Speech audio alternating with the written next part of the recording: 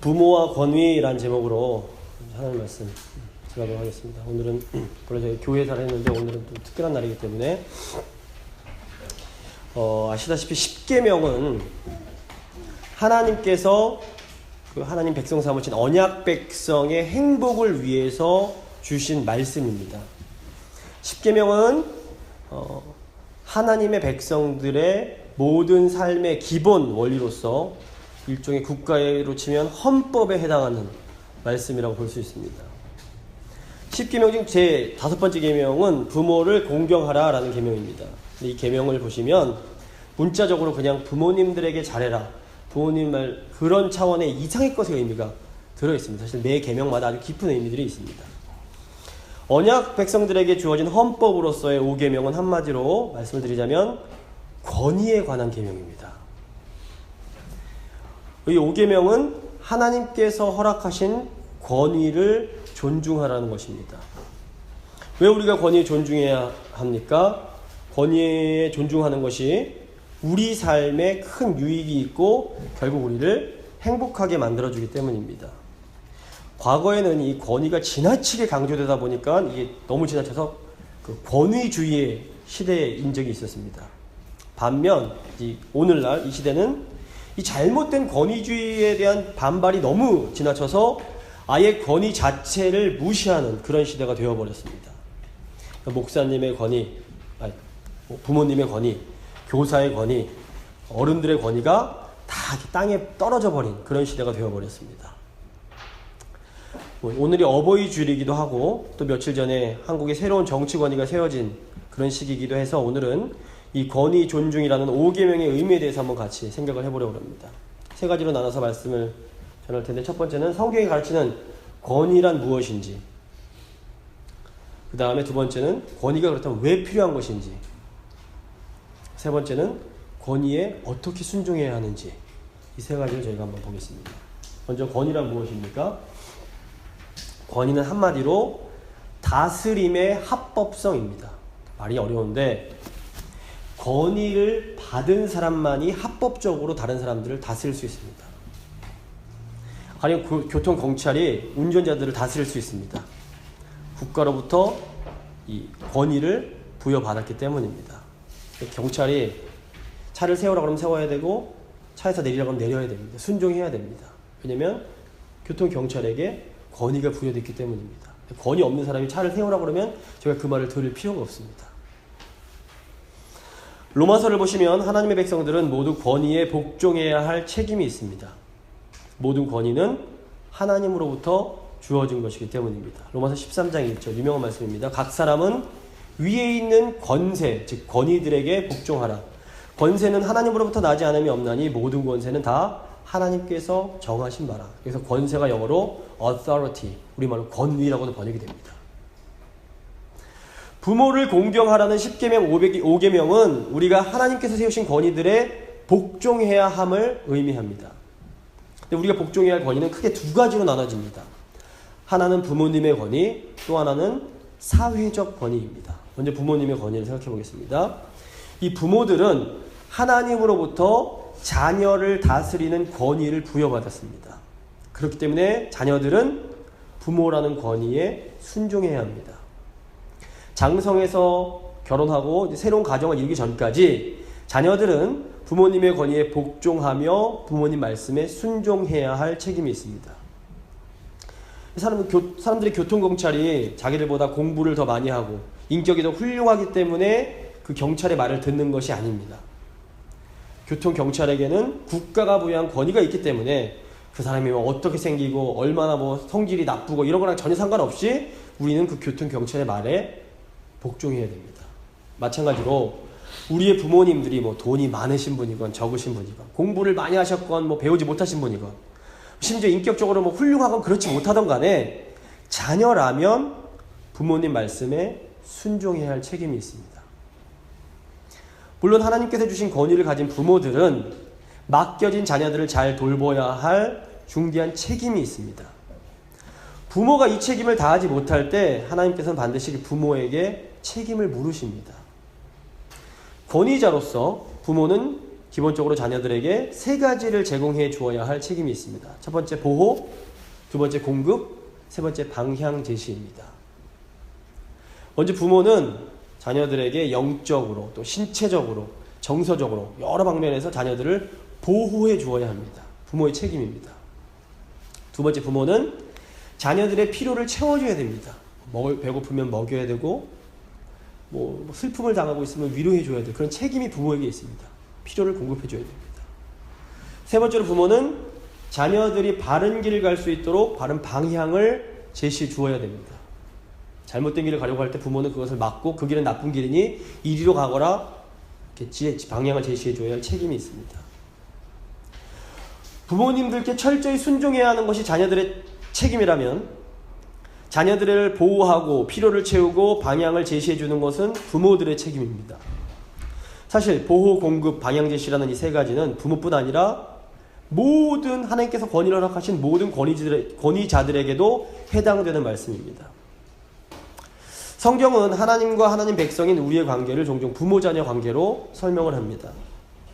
하나님께서 자녀인 우리에게 순종해라 라고 명령하시는 그 이유가 무엇입니까?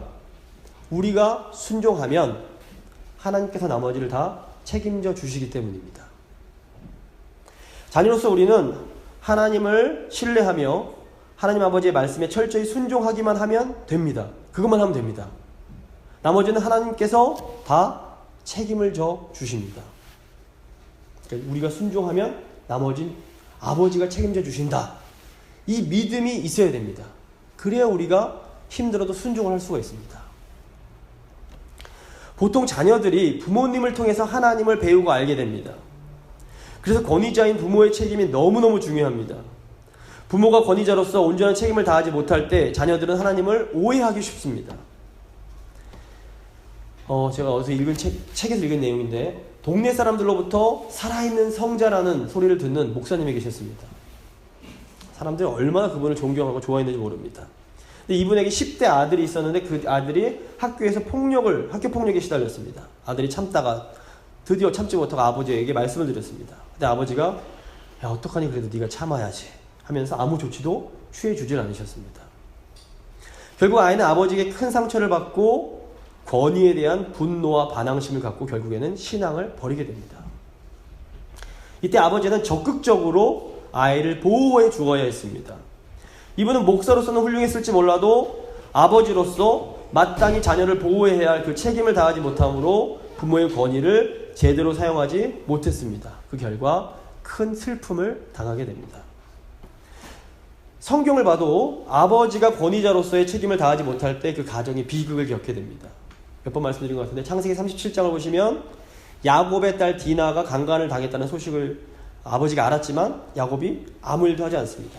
결국 아버지가 아무 일도 안 하니까 디나의 오빠들이 나서서 히위족속 남자들을 몰살시키는 끔찍한 범죄를 저지르고 이 일로 어려움이 처하게 됩니다.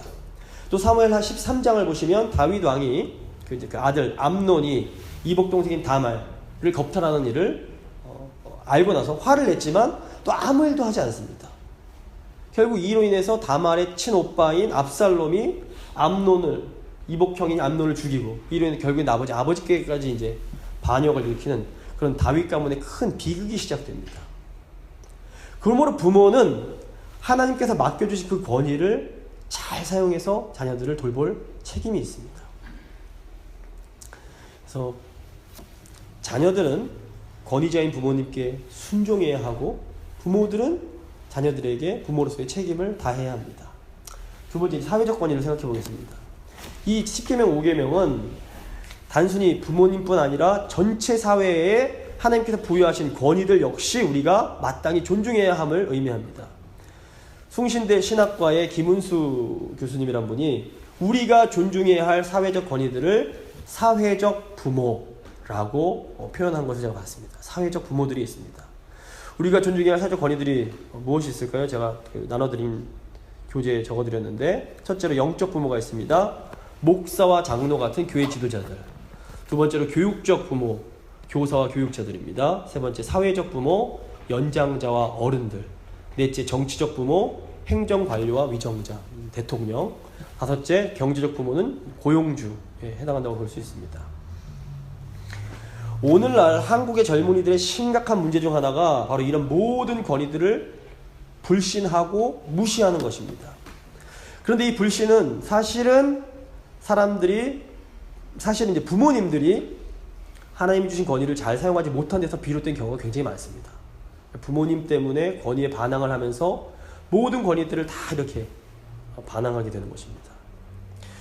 부모들은 하나님의 대리자로서 자녀들에게 세상의 모든 권위를 대표하는 존재이기 때문입니다. 하나님이 주신 권위를 바르게 사용한 부모들 밑에서 자란, 그러니까 좋은 부모 밑에서 자란 아이들은 막 맹목적으로 권위를 무시하거나 부정하지 잘 않습니다. 부모님이 좀 이렇게 난폭하거나 이렇게 부모의 책임을 다하지 못한 경우에는 권위 자체를 의심하고 신뢰하지 못하는 경우가 많습니다. 미국은 제가 잘 모르겠지만 오늘날 한국 젊은이들은 제대로 된 사회적 권위들을 거의 경험하지 못했습니다. 역대 대통령들을 비롯한 고위 공무원들은 온갖 비리와 연루되지 않았던 사람들이 없습니다. 대기업 회장들은 지금도 비리로 연일 뉴스에 등장하고 있습니다. 또 어른 세대는 권위주의적으로 젊은이들을 그저 아무것도 모르는 철없는 것들로 취급을 하는 경우가 많고, 또 교사들은 더 이상 존경받는 스승이 아니라 힘없는 공무원으로 전락해버렸습니다. 심지어 목사들까지도 탐욕에서 비롯된 온갖 비리와 범죄들을 잔뜩 저지르고 있습니다. 바른 권위가 중요한 이유가 무엇입니까? 권위자가 권위를 잘 사용하지 못하면 자녀가 됐던 국민이든 학생이든 권위자에게 반항심을 갖게 되기 때문입니다. 얼마 전 다 아시겠지만 한국에서 대통령이 탄핵되는 아주 안타까운 일이 일어났습니다. 그것도 실은 대통령이 하나님께서 주신 권위를 잘못 사용하여 권위자로서 합당한 책임을 다하지 못했기 때문입니다. 지금 미국 현직 대통령도 마찬가지입니다. 하나님께서 국민을 잘 섬기라고 주신 이 권위를 잘 사용하지 못할 때 하나님은 무소불위의 미국 대통령일지라도 반드시 그 권위를 맡은 자의 책임을 물으십니다.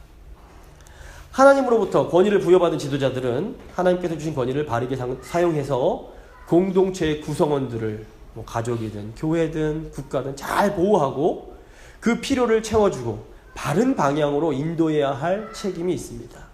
이 책임을 다하지 못할 때 그 지도자는 반드시 그에 대한 책임을 지게 됩니다.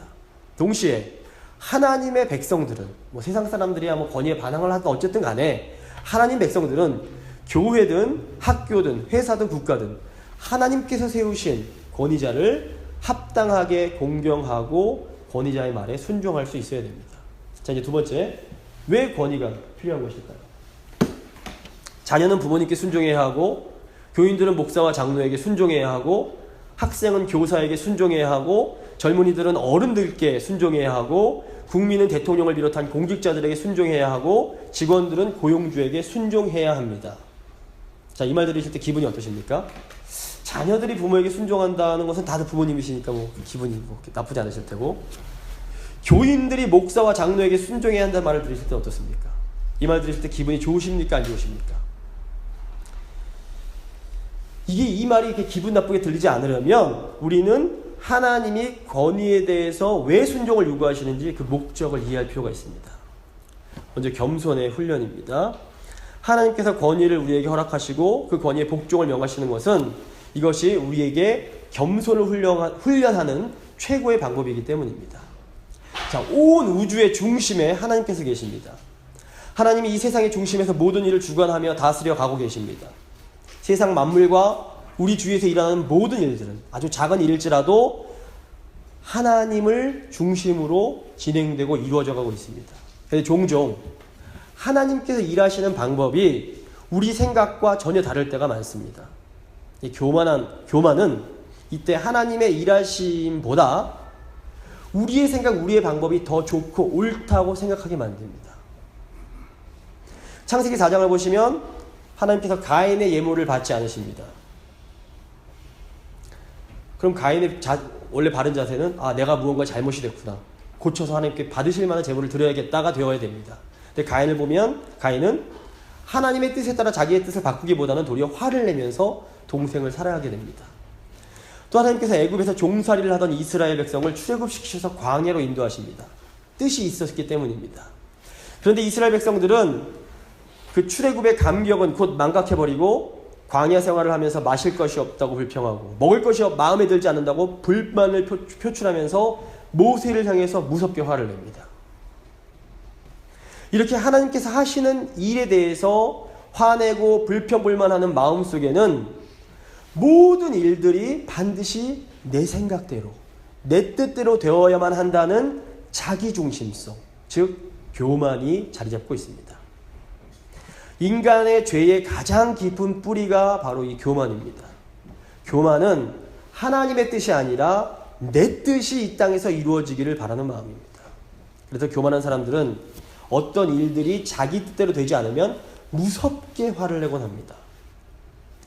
초대교부인 성 어거스틴은 교만 때문에 인간이 타락했기에 이제 겸손만이 유일한 길이며 교만은 우리에게 상처를 주었지만 겸손은 우리를 온전케 한다라고 말을 합니다. 그리고 예수님은 교만의 상처로부터 인간들을 치료하시기 위해 겸손하게 오셨다라고 말을 합니다. 그러므로 겸손하게 하나님 말씀에 순종하는 것이야말로 우리에게 있어 유일한 구원의 길입니다. 우리가 교만이라는 근본적인 죄를 극복할 수 있게 하시려고 하나님께서 우리에게 주신 것, 그것이 바로 우리의 부모님들입니다. 열심히 놀고 있는 애들한테 자, 이제 잘 시간이다, 가서 양치하자 하면 아이들이 기분 좋게 네 하고 순종할까요? 그렇지 못할 때가 많습니다. 부모님 말씀에 순종을 하려면 이 자녀들은 자신의 생각, 자신이 하고 싶은 것, 그 욕망을 꾹 누르고 부모님의 생각과 그 뜻을 받아들여야 합니다. 그렇기 때문에 어린 자녀들이 부모님 말씀에 순종하는 일이 결코 쉬운 일일 수 없습니다. 그래서 순종은 지속적이고 반복적인 그런 훈련이, 그 훈련의 과정이 필요합니다. 창세기 4장에 나오는 아담과 하와는 큰아들 가인에게 이 순종 훈련을 시키는데 실패했던 것처럼 보입니다. 부모님 말씀에 순종하기 위해서 내 마음대로 하고 싶은 의지를 꺾는 것은 우리 안에 있는 이 자기중심성이라는 죄를 다스리는 최고의 훈련입니다. 그래서 하나님이 주신 권위자인 부모님께 순종을 하면서 아이들은 야, 이 세상이 내 맘대로 돌아가는 것이 아니구나, 이 세상을 움직여가는 분이 있구나 라는 생각을 하게 되고 자연스럽게 소위 겸손을 배우게 됩니다. 그래서 아이들이 부모님 아래에 있을 때 이 권위에 순종하는 것을 철저하게 훈련받을 필요가 있습니다. 어렸을 때에 이 순종을 배우지 못한 아이는 어른이 되어 세상에 나가서 부모님이 아니라 사회적 권위 밑에서 고생을 많이 하면서 이 순종을 배워야 하기 때문입니다.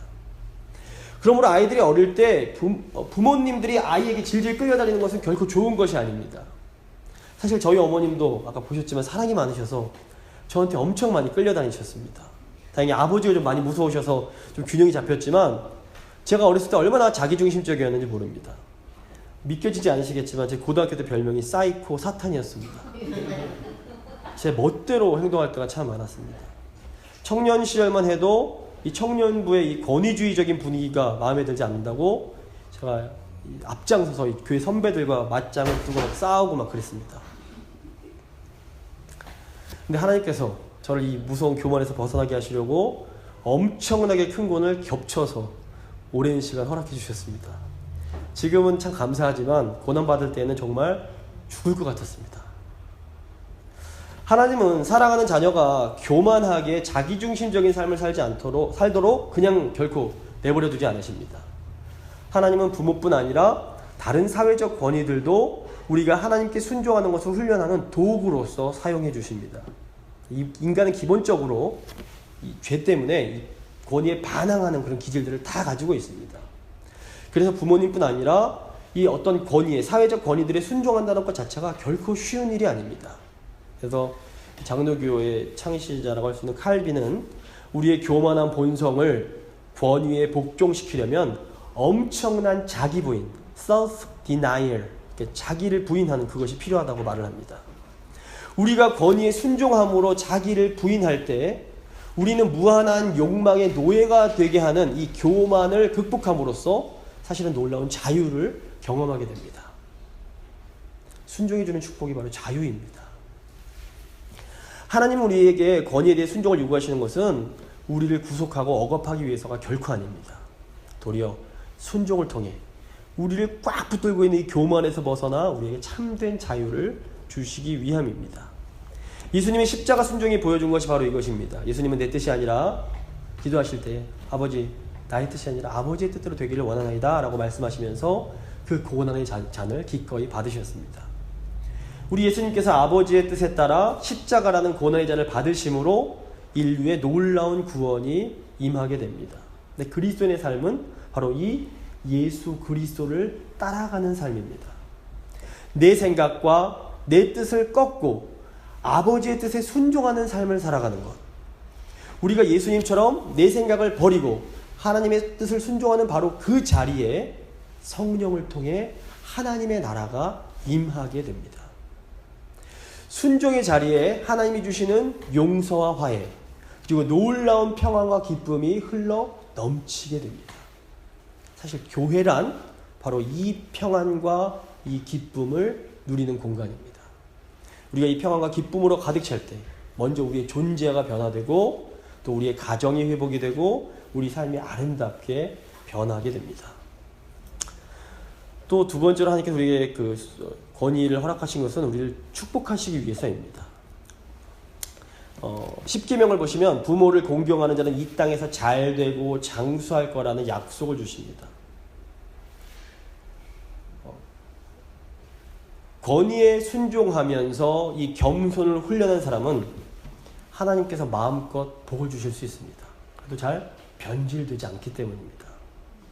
요셉에게 감옥에서의 13년, 모세에게 광야에서의 40년, 다윗에게 약 10여 년의 도피 생활은 어떤 의미에서 이 교만을 꺾어내고 겸손을 훈련하는 과정이었다고 볼 수 있습니다. 자기를 부인하고 권위에 순종하는 겸손이 자연스럽게 우리 몸에 배어야 합니다. 어떻게 보면 순종을 잘하는 사람이 바보 같아 보이고 좀 쟤는 아무 생각이 없나? 멍청해 보일 수도 있습니다. 하지만 사실 그렇지 않습니다. 그래야 하나님이 그 사람에게 하나님의 일을 맡기실 수 있습니다. 모세가 온 지면에서 온유하다는 말을 들었습니다. 근데 이 온유가 잘 길들여진이라는 뜻이라고 말씀드렸습니다. 잘 훈련된 개를 보십시오. 무서운 싸움꾼인데도 훈련받으면 하나님 주인이 짖지마 하면 절대로 짖지 않습니다. 하지만 주인이 물어 하면 단박에 가서 목을 물어버릴 수 있는 능력이 그 안에 들어있습니다. 하나님의 사람들은 무서운 어마어마한 능력을 가지고 있지만 겸손하게 그 능력을 붙들고 있을 수 있는 사람이어야 됩니다. 그래야 하나님이 우리에게 어떤 일들, 사명을 맡겨주실 수 있습니다. 하나님 나라의 지도자에게는 이 세상적 지식과 총명보다 하나님 말씀에 얼마나 우리가 철저하게 순종할 수 있는가가 훨씬 더 중요합니다. 하나님 말씀에 순종하는 첫걸음이 사실은 가정에서 부모님께 순종하는 것입니다. 그리고 하나님께서 허락하신 이 사회적 권위들에 순종하는 것입니다. 자, 이제 마지막으로 그럼 어떻게 우리가 권위에 순종을 해야 될까요?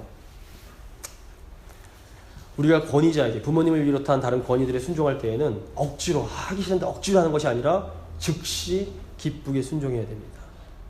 사무엘상 2장을 보시면 성경은 이제 엘리 제사장이 나오는데 이 엘리 제사장은 사실 타락한 제사장이었습니다. 사무엘 3장을 보시면 사무엘이 하나님이 부르실 때 엘리 제사장이 부른다고 생각을 하고 즉시 제가 여기 있습니다 라고 대답하고 엘리 제사장에게 달려갔다라고 되어 있습니다. 즉시 기쁘게 순종했던 겁니다.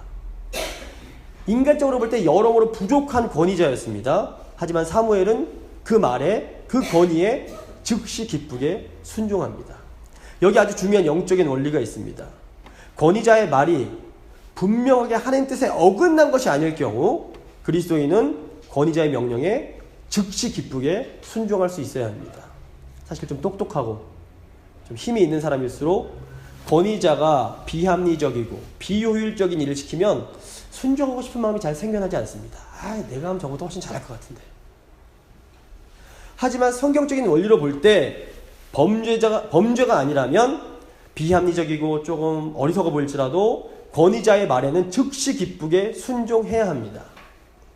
이해가 되든지 되지 않든지 내가 그것을 기꺼이 하고 싶든지 하고 싶지 않든지 그 권위자가 시키는 일이면 만약 그것이 범죄가 아니라 그냥 좀 어리석어 보이는 일이라면 그냥 즉시 기쁘게 순종하는 것을 훈련해야 합니다. 이 시대가 권위를 거부하는 시대입니다. 그래서 이 시대 사람들의 눈으로 보면 이런 태도야말로 매우 순진하고 어리석어 보일 수 있습니다. 하지만 바로 이런 과정을 통해 우리는 자기 부인을 훈련하고 우리의 교만을 극복할 수 있게 됩니다. 보통 이제 한국 남자들은 이제 군대 가서 이걸 훈련을 하게 됩니다. 이게 참, 이게 그 부정적인 부분도 있지만 이 교만을 훈련한다는 부분에 있어서는 긍정적인 부분도 있다고 볼 수 있습니다. 특별히 또 성경을 보시면 많은 경우 하나님께서는 되게 견디기 힘든 그런 권위자들을 통해서 우리를 훈련시키십니다. 다윗은 사울이라는 못된 권위 때문에 수차례 목숨의 위협까지 받습니다. 하지만 다윗은 사울의 그 권위가 하나님께서 주신 권위임을 인정하고 사울을 죽일 기회가 2번이나 있었지만 결코 사울을 죽이지 않습니다. 다윗의 입장에서는 너무 고통스러웠겠지만 사실 이 다윗은 이 악한 권위자인 사울을 통해서 자기 속의 교만을 극복하는 그런 훈련을 할 수 있었습니다. 그리고 결국 이스라엘 역사상 가장 위대한 성군으로 성장하게 됩니다. 특히 부모님의 보호를 받는 어린 자녀의 경우에 부모님께 즉시 기쁘게 훈련하는 것을 자꾸 이렇게 훈련시킬 필요가 있습니다. 하나님의 관점에서 볼 때에는 공부 잘하는 것보다 순종 잘하는 것이 훨씬 더 중요합니다. 또 부부의 경우에서도 서로 연습하실 수 있습니다. 지금 사실 자녀들은 해당 사항이 없지만 부부의 경우 배우자의 말에 즉시 기쁘게 순종하려고 노력할 수 있습니다. 아내가 남편 말에 즉시 기쁘게 순종하고 남편이 아내 말에 즉시 기쁘게 순종하는 것은 이건 엄청난 자기 부인이 필요합니다. 이게 저절로 되는 사람은 지구상에 존재하지 않습니다. 하지만 이 순종의 열매가 주는 유익이 엄청납니다. 특별히 이거 교회에서는 아내가 남편에서 순종하는 것만 강조하는데 에베소서 그 윗장을 보시면 피차 복종하라고 되어 있습니다. 이 명령이 서로에게 주어진 겁니다. 그래서 죄가 아닌 이상 서로의 말에 복종하는 것을 훈련할 필요가 있습니다. 또 교인들은 교회 리더십의 말에 즉시 기쁘게 순종하는 것을 훈련하셔야 됩니다. 저절로 되지 않습니다. 목사나 장로가 물론 모든 면에서 더 탁월하고 뛰어나기 때문이 결코 아닙니다.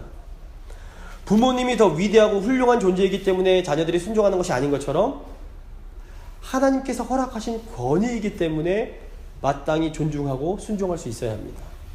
특별히 이제 강단에서 선포되는 설교 가운데 성령께서 이 말씀은 나한테 주시는 말씀 같다라는 그런 깨달음이 오시면 그 말씀은 철저하게 순종하기 위해서 애를 쓰셔야 됩니다. 제 개인적인 말에 순종하실 이유가 전혀 없습니다. 하지만 강단 선포된 말씀 가운데 나에게 주신 말씀 같다 그러면 그 말씀은 정말 순종해서 노력하셔야 됩니다.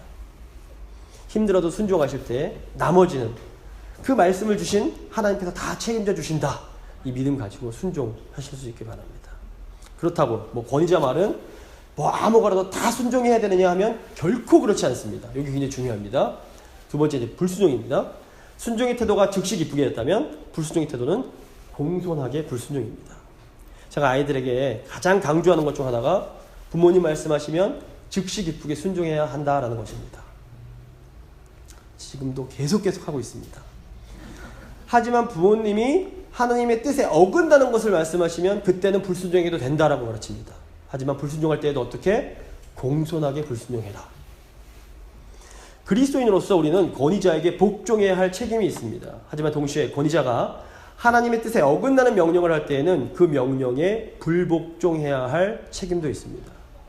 다니엘서를 보시면 다니엘은 왕의 권위를 존중하는 굉장히 뛰어난 사람이었습니다. 요즘으로 치면 정권이 여러 번 바뀌었지만 다니엘은 계속해서 등용이 됩니다. 하지만 섬기던 왕이 잘못된 것, 하나님 뜻에 어긋나는 것을 명령했을 때 다니엘은 단호하게 그 명령을 거부합니다. 아무리 목사가 아니라 목사 할아버지라고 해도 하나님 뜻에 어긋나는 것을 말하면 그 말에는 절대로 순종하시면 안 됩니다. 목사 말인데 절대 그렇지 않습니다. 하나님 뜻에 맞을 때만 순종하셔야 됩니다. 아무리 대통령이라고 해도 그 명령이 하나님 뜻에 어긋나면 그 말엔 복종하면 안 됩니다. 저희 제공교회는 일제시대에 국가가 신사참배를 명령할 때 그게 하나님 뜻이 아님을 알았기 때문에 단호하게 그 명령에 불복종했던 아주 자랑스러운 그런 전통을 가지고 있는 교회입니다. 이게 너무 굉장히 자랑스러운 세계 기독교 역사를 봤을 때도 굉장히 자랑스러운 그런 역사입니다. 이게 저희가 좀 소중하게 정말 생각할 필요가 있습니다. 근데 이제 부모님이 잘못된 것을 요구하실 수 있습니다. 뭐, 안 믿는 부모님 같은 게 교회 나가지 말아라. 여기 부모님 불순종해야 됩니다. 그렇다고 부모님과 맞짱 떠서 싸울 수는 없습니다. 불순종하되 공손하게 불순종해야 됩니다. 마찬가지로 권위자가 어떤 잘못된 것을 요구할 때에는 불순종해야 합니다. 하지만 공손한 태도로 불순종해야 합니다. 태도가 매우 중요합니다. 왜 그렇습니까? 평상시에 무슨 일을 시켜도 즉시 기쁘게 순종하던 사람이 갑자기 어떤 일을 거부합니다. 이때는 이제 권위자는 우리가 불순종하는 것이 어떤 권위자에 대한 반항이 아니라 하나님에 대한 충성 때문에 불순종하는 것이라는 것을 알게 되기 때문입니다. 태도가 굉장히 중요합니다. 저희 재건교회 선배들도 보면 신사참배를 분명히 거부하셨습니다. 하지만 그렇다고 일제 순사들과 맞짱서서 싸우거나 막 죽이거나 이러지 않으셨습니다. 정말 도상장 끌려가는 양처럼 조용히 끌려가십니다. 그래서 모욕 주면 모욕을 받고 고문 주면 고문을 받고 하면서도 아주 평화롭게 불순종을 하십니다. 책을 읽어보니까 때로 이 모습이 고문을 하던 일제 형사들에게까지도 아주 감동을 주는 그런 경우가 있었다고 합니다. 오늘 말씀을 마무리 짓도록 하겠습니다. 권위의 가치를 부정하는 시대입니다. 하지만 여전히 권위는 중요합니다. 하나님은 권위자를 통해 우리를 보호하시고 우리의 필요를 채우시고 우리의 방향을 인도해 주십니다. 권위자는 하나님께서 우리의 죄의 근원인 교만을 꺾고 겸손을 훈련하기 위해서 주신 하나님의 선물입니다. 우리의 교만한 죄성 때문에 사실 권위에 순종하는 것은 매우 힘이 듭니다. 하지만 하나님이 허락하신 권위자에게 순종하는 것은 우리에게 엄청난 영적 유익을 줍니다. 이 어버이의 날을 맞아 이 권위에 순종함으로 겸손을 배워 하나님께서 주시는 그 형통으로 나아가는 우리 모두가 될 수 있기를 간절히 소망합니다. 한 두 가지만 같이 기도하기를 원합니다. 먼저 우리에게 부모님을 비롯한 여러 권위들을 허락해 주심에 감사한 기도를 드려주시기 바랍니다.